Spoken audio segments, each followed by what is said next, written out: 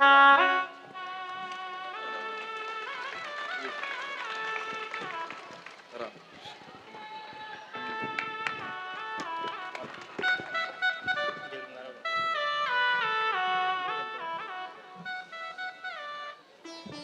आता सांगितलं की आता शेवटी जया श्री कारभार सार बुद्धी तयाची, कारभार आला की धावपळ होतेच. म्हणून महाराजांना जरी वेळ यायला मिळाला नाही, परंतु आज आवर्जून आपल्याला शुभेच्छा देण्यासाठी ते हजर राहिले, आपल्याला शुभेच्छा दिल्यात. नमामि सद्गुरुं शांतं सच्चिदानंद विग्रहं पूर्ण ब्रह्म परानंद मीशमालंदी वल्लभम. या विश्वमाऊली ज्ञानोबरायांच्या या पवित्र प्रांगणामध्ये गेली 4-5 दिवस हनुमान कथा या कथेचं आयोजन पसायदान प्रतिष्ठान या संस्थेच्या माध्यमातून केल्या गेलेलं आहे. आपण सर्वांनी कथा श्रवण केलेली आहे. आता आम्हालाही रोज यावं वाटत होतं, परंतु या वेळेला आम्ही कुठंतरी कथा करत होतो दुसऱ्या गावांना जाऊन. कारण नियमाची जी कीर्तनं पूर्वापार चालत आलेली आहेत, जवळजवळ 78-79 वर्षापासूनची, ती करावी लागतात. ते करण्याकरिताच जर तुम्ही इथं आणलेलं असेल तर आम्हाला बाहेर जाणं आमचं कर्तव्य आहे.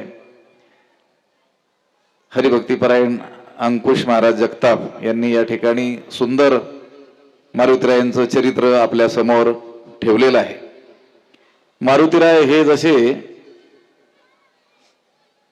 बळाची दैवत आहेत, केवळ शक्तीची ती देवता आहे असं नाही, तर बुद्धिमताम वरिष्ठम, बुद्धिमंतांची ही काय आहे ती देवता आहे, हे आपण लक्षात ठेवलं पाहिजे.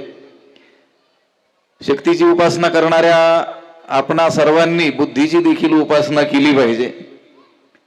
बळ आणि बुद्धी देणारी ही मारुतीराय ही देवता आहेत. या ज्ञानोबरायांच्या या प्रांगणामध्ये ही सुंदर कथा या ठिकाणी आयोजल्या गेली. आयोजकांना अनंत धन्यवाद आपण देऊयात. कथाकार असणाऱ्या अंकुश महाराजांनी देखील सुंदर रीतीने या ठिकाणी कथा केली. हे या ठिकाणी उपस्थित असलेल्या गर्दीवरून लोकांवरून आपल्याला कळून येतं. असो, आपण ज्या प्रांगणात आहोत आपण भान ठेवलं पाहिजे, लक्ष ठेवलं पाहिजे. जगामधील सर्वात पवित्र हे स्थान आहे. हे माझं म्हणणं नाही आहे. ज्ञानोबरायांनी ज्ञानेश्वरीमध्ये जगातील समस्त विषयांचं वर्णन केलेलं आहे.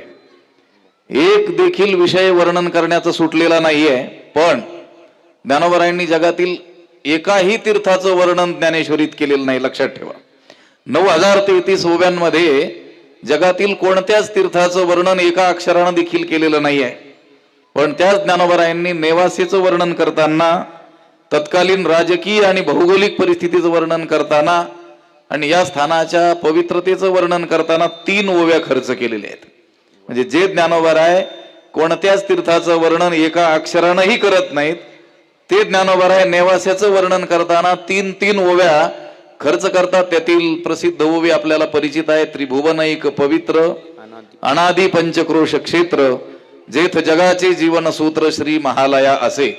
आणि ज्ञानेश्वरीचे जेवढे अर्थ करणारे महापुरुष होऊन गेले त्या सगळ्यांनी या ओवीचा आणि या त्रिभुवनैक पवित्र या पदाचा अर्थ करताना 3ही भुवनांमध्ये एकमेव पवित्र असलेलं नेवासा स्थान आहे असं वर्णन केलेलं आहे.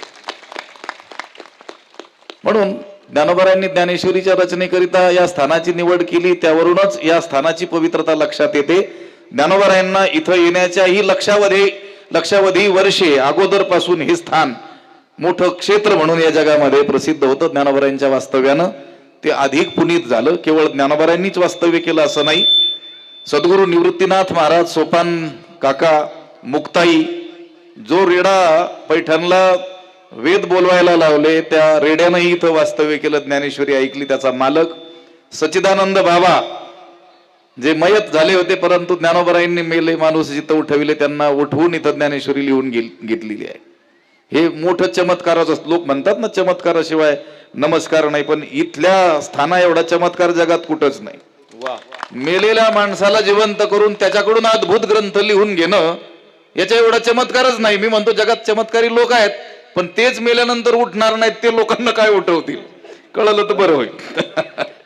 ज्ञानोबारांसारखा चमत्कार नाही. आणि ही भूमी, मला थोडक्यात या भूमीचं महत्व सांगायचंय. हा जो खांब आहे, या खांबाला संत ज्ञानेश्वर महाराजांचा दिव्य स्पर्श झालेला आहे. सुमारे 2.5 वर्षे इथं ज्ञानोबारायांनी वास्तव्य केलं. पैस शब्दाचा विस्तार असाही अर्थ आहे, मार्ग असाही अर्थ आहे. आईस पैस म्हणतो की नाही आपण, विस्तार. आमचे आळंदीचे गुरुवर्य शांतीब्रह्म मारुती बाबा कुरेकर सांगत असतात, हा पैस खांब नाही, हा परीस खांब आहे. परिसाच्या स्पर्शानं ज्याप्रमाणे लोखंडाचं सोनं होतं, त्याप्रमाणे या पैस खांबाच्या दर्शनाने आपल्या जीवनाचं कल्याण झाल्याशिवाय राहणार नाही. ज्ञानोबारायांचा प्रत्यक्ष स्पर्श झालेली ब्रह्मांडातील एकमेव अस्तित्वात असलेली वस्तू म्हणजे हा पैस खांब आहे. म्हणून ज्ञानोबारायांचे दिव्य शब्द इथंच कुठंतरी वायुमंडलात आहेत. आपल्या अंतकरणाची उंची जेवढी वाढेल, ते प्रत्यक्ष शब्द देखील आपल्याला ऐकू येऊ शकतात. ते काही आपल्या सामान्यांचे शब्द या वातावरणात नष्ट होणारे नाही आहेत. म्हणून ही भूमी अत्यंत पवित्र आहे. आणि या पवित्र भूमीमध्ये जन्मलेली आपण सर्व मंडळी अत्यंत भाग्यवान आहोत, ज्ञानोबारायांच्या कृपेला पात्र आहोत. आम्ही नेहमी म्हणतो, भलेही ज्ञानोबाराय इथं ज्या काळात होते त्यावेळेस मनुष्य म्हणून आपण नसू, कारण मनुष्य म्हणून असतो तर मुक्त झालो असतो. पण नक्की त्यावेळेस काहीतरी कीट पतंग दगड माती काहीतरी झाडाची पानं म्हणून का होईना आपला जन्म त्या काळात असेल. आणि ते पुण्य म्हणून पुन्हा आपल्याला याच भूमीमध्ये जन्म झाला आणि ज्ञानोबारायांची सेवा करण्याची सुसंधी काय झाली, प्राप्त झाली. म्हणून आपण या पवित्र अशा स्थानी आहोत. सर्वजण भाग्यवान मंडळी आहोत. आपलं कर्तव्य आहे. वैकुंठवासी बंशीबाबांची ही कर्मभूमी आहे, त्यागाची भूमी आहे. आणि बंशीबाबा नेहमी सांगायचे, ज्ञानेश्वर मंदिरावर प्रेम करा आणि ज्ञानेश्वरी वाचा, याच्यातच आपलं काय आहे, कल्याण आहे.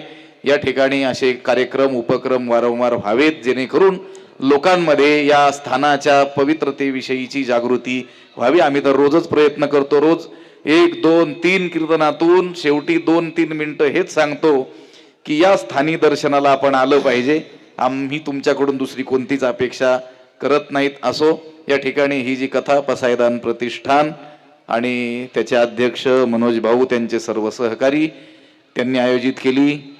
हरिभक्तीपरायण अंकुश महाराजांनी उत्तम रीतीनं या ठिकाणी कथा केली. त्यांना सर्व आमच्या बांधवांनी साथसंगत केली. आज या ठिकाणी कथेला भेट मला देता आली आणि भेट देण्याकरिता अनेक मान्यवर, आदरणीय विठ्ठल भाऊ असतील, सचिन भाऊ असतील, ऋषिकेश भाऊ असतील, आमचे उंद्रे पाटील असतील, सर्व मंडळी या ठिकाणी आली. या सर्वांना आपण धन्यवाद देऊया. मी महाराजांचं आणि मनोज भाऊंचं या श्री संत ज्ञानेश्वर महाराज संस्थानतर्फे छोटंसं स्वागत करतो. त्यांनी त्याचा स्वीकार करावा. मुख